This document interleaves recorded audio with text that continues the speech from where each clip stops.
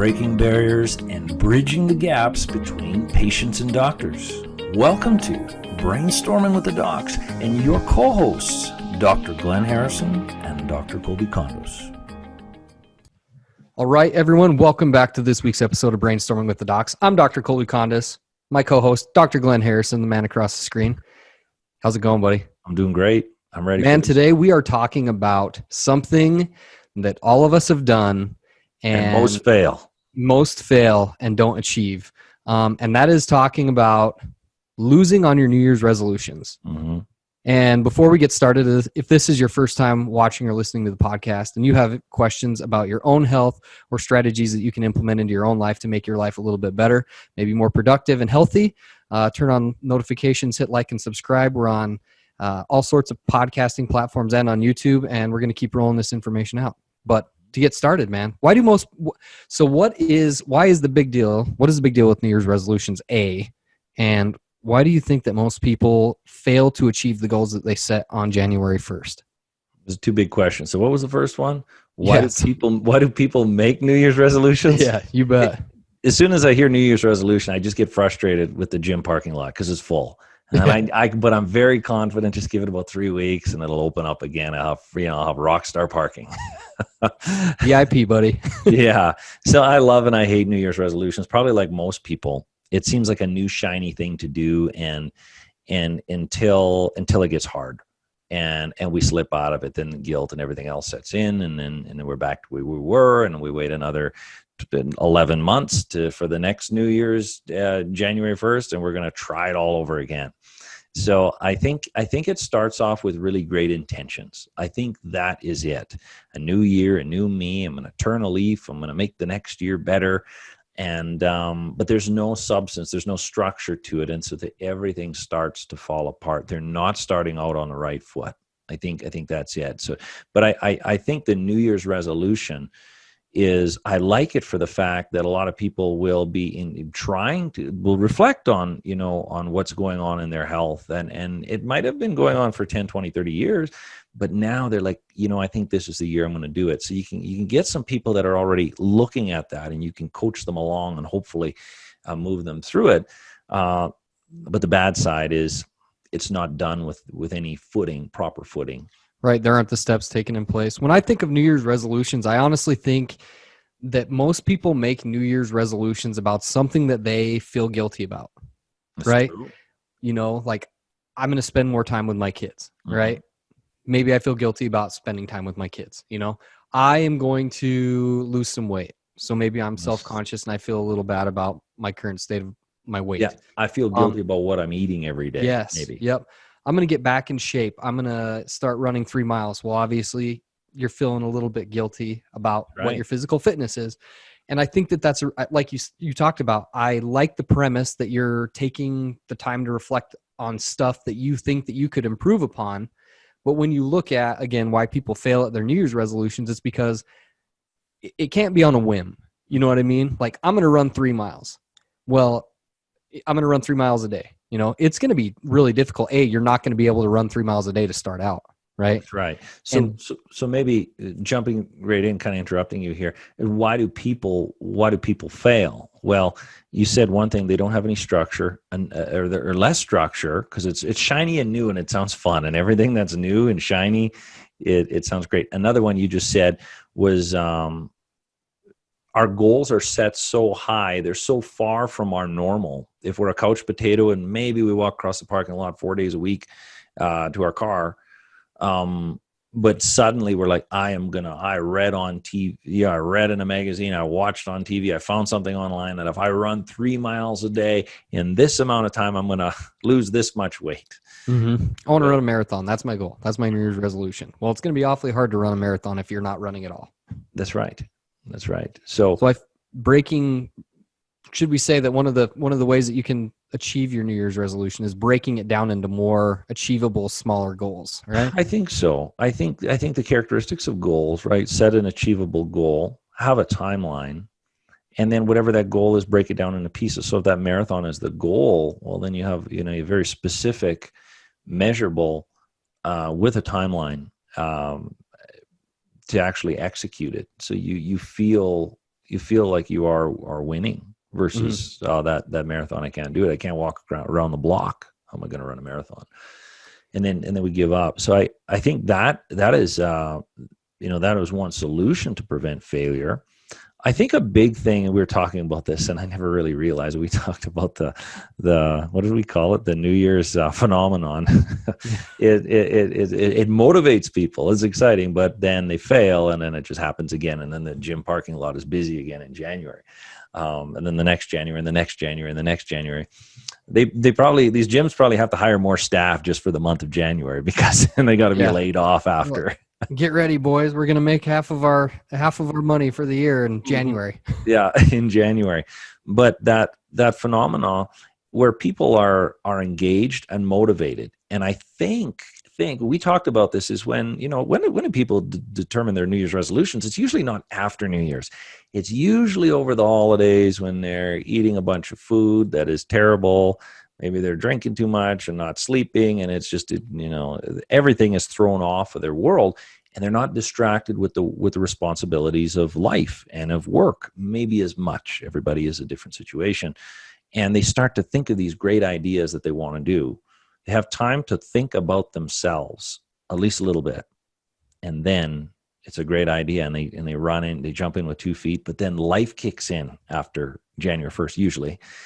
And then the work you talked about, kids, responsibilities, timelines, and then they lose focus on what they intended to do. Now they can't blend these lifestyle habits that they wanted to improve, or they wanted to implement with their existing life, and it creates a bit of a priority problem because it wasn't maintainable. You couldn't maintain it. So then the lifestyle pieces start falling out, and they're back to just getting by. And with their work. Yeah, I agree with that. So I think that if this is something that you want to do, right, you're going to have to prioritize it.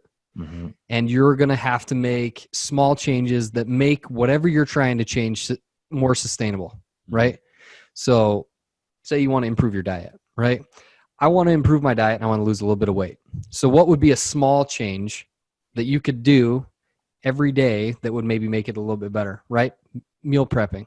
Mm-hmm. I do it every night for my daughter before she goes to daycare. I prep tomorrow's lunch for her tonight so that I don't have to get up in the morning and do it.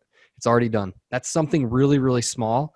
When I do it, it takes me 3-5 minutes, depending on what I'm putting in there for her, and it makes the morning much easier rather than like scrambling to do it. So that would be like a small change that you could make, Yeah, you're aware of what needs to be done. You're thinking ahead, so you're preparing mm-hmm. for success versus getting surprised and ending up with failure. Yep. And naturally. Oh, sorry, buddy. Well, it's a lot easier, right, to go to McDonald's than it is. It's a lot easier to go to McDonald's when you don't have food at home. You know what I mean? That's when it happens. If you've gone shopping on Sunday and you have this whole menu laid out, then it makes it a lot more difficult. And I'm tired. Oh, that's fine because I already have my meals prepped for the evening. All I have to do is go home and throw it in the oven for 25 minutes. So that planning, of course, and it's not as convenient, but if you're planning ahead of time, you don't need to pursue the convenience as much because mm-hmm. you're thinking ahead. But taking a step back, someone who is planning, they have to be somewhat focused on why they're doing it. So there has to be that intention, and whatever embed creates that intention. But that intention is usually the result of whatever is making it priority. So why is it priority to pack healthy food for your daughter? Well, I think that the biggest thing for the priority reason why it's priority for me to pack for my daughter personally is like, if I'm going to preach health, right? I want to live health, right? Mm-hmm. And I think that a big part of that too is like, I want my daughter to grow up to be healthy and strong and have all the nutrients she needs for development. So that's a priority for me. That's the reason for that. I'm like that's that. The other reason, that's the why. That's the why. And I think when people are doing these New Year's resolutions, as you said, they're focusing on guilt. There's some form of guilt. That's why they're, I got to lose weight, or I have to do all of these different things, versus I want to lose weight because I want to be around for my so kids. Insecure when I wear my clothes that I don't want to go out in public, and I don't have any social life. Yep. Versus I just want to lose weight. I want to, whatever it is. So I think if people can dig deep enough and really dive into their inner being of why they want to implement that New Year's resolution, I think that's very important, because that's setting direction. The other thing should follow, as long as there's measurable, reasonable goals that have timeline, and you break the big goals up into little pieces. And then I know we talked about having an accountability partner to create that momentum. But that accountability piece we did in another podcast. I can put it in that description below. Yeah, that's a good one. That really is a good one. That one's really helped me in my day-to-day life as well. Sure. Not just for my New Year's resolutions, obviously. But I think New Year's resolution just primes people for failure. And then in February, they start hating their lives again. They get frustrated. And it was because of a lack of intention, a lack of focus, a lack of purpose, a lack of why. A lack of preparation. Yeah. And then everything just starts to fall apart. And then, then they give up on it. And they actually find ways to distract themselves from their weight issue or their energy issue or not being with the family or what have you, whatever they want to do. We're very good at finding distractions to pull us out of that pain point. But what happens if it's a health issue?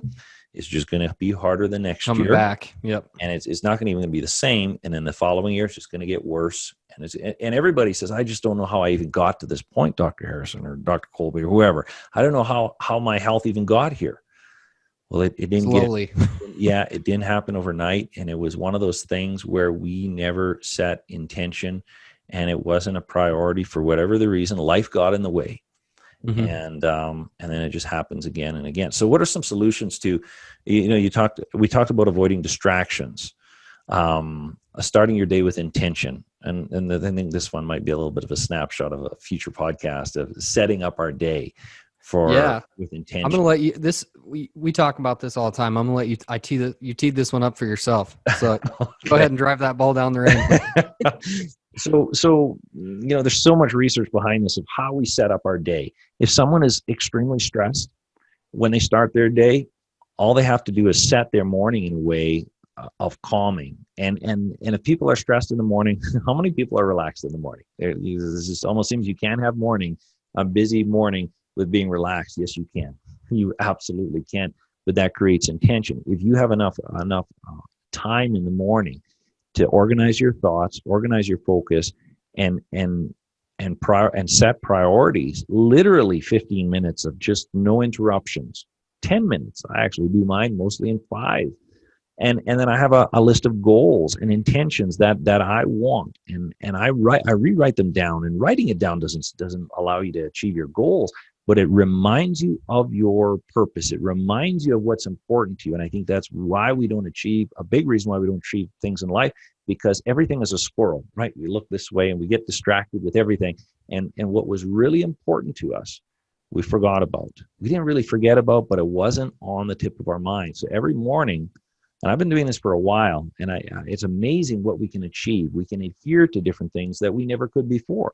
We remind ourselves of maybe our activity. If we have an activity regimen, that what we're going to do and why it's important for us.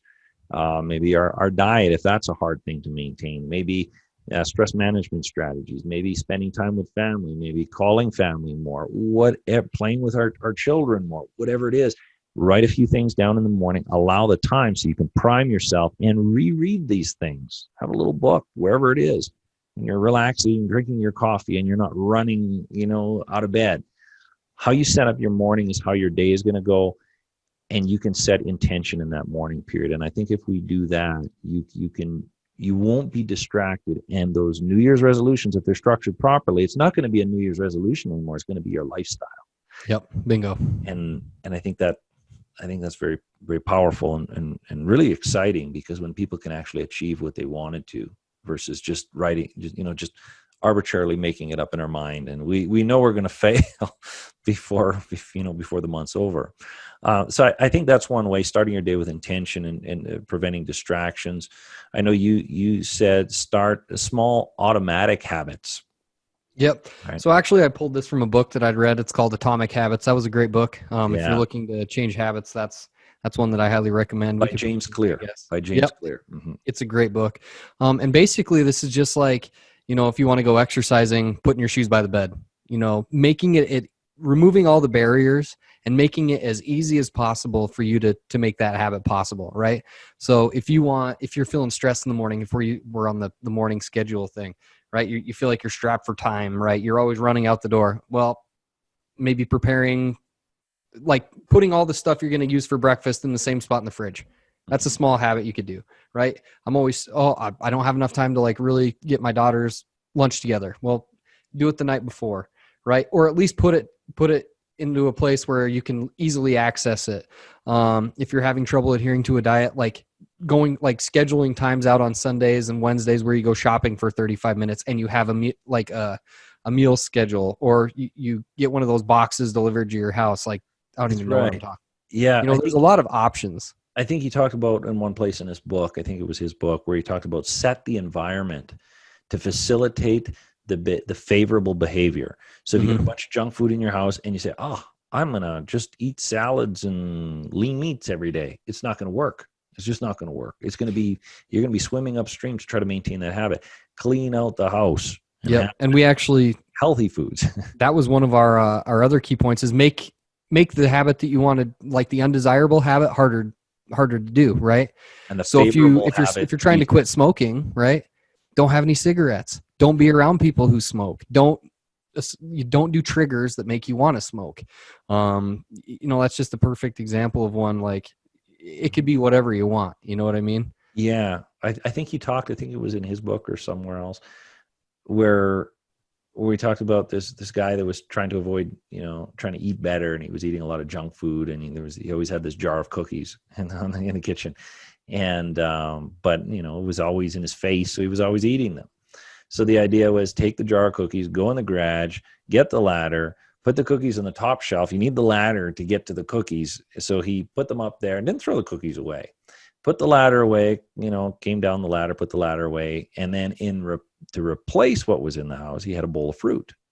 Well, the cookies were still there, but that was a whole lot of work to get those cookies, and it was in the moment where we want instant gratification of the cookie. Well, he just had fruit. Then he got into the habit of only eating fruit, and he actually wanted that. His body started to crave that. The cookies were too far. That took too much time. So the cookie stayed there and the fruit got consumed. So I think there's so many different ways, and I think New Year's resolutions just go the opposite of any structure to maintain any habit. And then I feel defeat, and I feel it's impossible. And if you keep trying something and you can't achieve it, you build up this goal of being bigger than it even needs to be. And then you set in your mind it's impossible. It's an impossible goal. And after a while, you don't even try. So I think another thing, rewards. I want to touch on rewards because I think they're very, very powerful. Yeah. I mean, we just talked about the feeling of defeat, right? Mm-hmm. Well, if you hit one of your goals, or even one of your sub goals, like, okay, you want to run a marathon. Well, if you haven't run at all, like your first 5K, pretty big deal, right? That's something you should celebrate. I think acknowledging that it took a lot of hard work to get there. So rewarding yourself and acknowledging that you've been doing the hard work, but don't necessarily think that that's the end of your journey. But I think it is important periodically to reward yourself. And whether that's like, I'm going to go out to a movie with my significant other, I'm going to not go for fast food. That happens. Actually, people go to the gym and then they'll go and have a bunch of junk food after because they worked out hard. So let's reverse everything we've done. Yeah. Let's not do that. But just having whatever is important to you, right? If you're like a movie buff, going to the movie, right? Mm-hmm. I just ran my first 5K. The new Star Wars is out. I'm going to go watch the new Star Wars, right? Or, I'm a guitar nut and I've really, really wanted to buy this new pedal or whatever. Go do it. Whatever it is, acknowledging that you hit a goal, acknowledging that you hit a milestone, acknowledging that you're on your way to where you want to be. That's important, because then that prevents fatigue. Yeah. So let's summarize this a little bit. New Year's resolutions usually don't work because there's not enough structure. And there was time, maybe during vacation or the holidays, where people had the opportunity to think about what they wanted to change. But it seemed great on paper, if we want to call it that, but not necessarily practical So they didn't have the structure. They didn't have the small goals, the breaking down their large goals and small goals. They maybe didn't have an accountability partner. Like I can put a podcast link because that is a game changer. You and I, we are accountability partners. And then not having any intention. So people get distracted. They go back into their work life and their real life. And then their priorities of the New Year's resolution fell out. And what took that space was back to the busy life. So they never had structure, and then they lost focus. So to get past some of these things, I'll let you take that. How do we get past these again, if you want to summarize it? Yeah, so starting your day with intention, right? Mm-hmm. Being very realistic about where you want to go, having it documented, very easy and way your to why, do this. and knowing and your reason why you're doing it, right? Implement small habits, right? Small goals, small habits, because those will build up over time. Making the hard habit more difficult to achieve. So if you're a smoker, this is a cookie jar situation. Make sure you reward your efforts, right? When you hit goals and you hit milestones that you've outlined, giving yourself a little reward and acknowledging that you've done it is definitely a positive thing. And then again, avoiding the distractions and staying focused on the long goal. I think that that's the biggest thing. I think that being realistic with the time frame and where you want to be is huge. And if you can stay very intentional and avoid the distractions and keep in mind why you're trying to get to where you're going to get, then it's possible. Yeah. And I truly believe, as we've been, drilling down to this, avoiding the distractions is maybe one of the key pieces. Cause it's not that suddenly you don't want these goals. It's that life got in the way and you weren't still reminded by the why you wanted. And I think if you can have something written down you're always looking at, or preferably interact with it and write it down every morning like I do of a few of my goals. But I don't just say, this is what I don't do. I don't say, I am going to, for example, lose this much weight. I would actually, and that's not necessarily a goal of mine, I'll put, I am losing this much weight. And then it creates a cognitive dissonance if you're not doing what you need to do, but you're always telling yourself you're doing it. And that creates a bit of a problem. So what happens is your behavior start to follow that habit that you need to achieve that piece. And if you do it every morning, it's always on the tip of your mind. And even if you're feeling like I'm dragging my butt, I don't have time to do this, you will make time and you won't even know how you made time. It just creates a priority. And over the weeks and months, you start executing it, you have more wind in your sails, you have more confidence, and then it's easier to do. So the intention in the morning. So if you're rushing out of the house first thing in the morning, change that up, because that'll do everything. Yeah. We're going to talk about this. We're going to talk about this on a podcast. So if you guys got a lot of information from this, or you like the content, hit like and subscribe, share it with your friends, family members, and loved ones. And if you have a condition or something that you'd like us to break down or talk about, you can hit us up at info@brainstormingwiththedocs.com. My website is www.northlakescheropractic.com. Dr. Glenn's is www.drgharrison.com. Or you can write a comment on the YouTube page and we'll get back to you that. That's right. Then. So until next time, man, we got to come up with we got some good ideas brainstorming up here. We have quite a few. So I look forward to next time, Dr. Kolby. All right, my man. Talk to you later.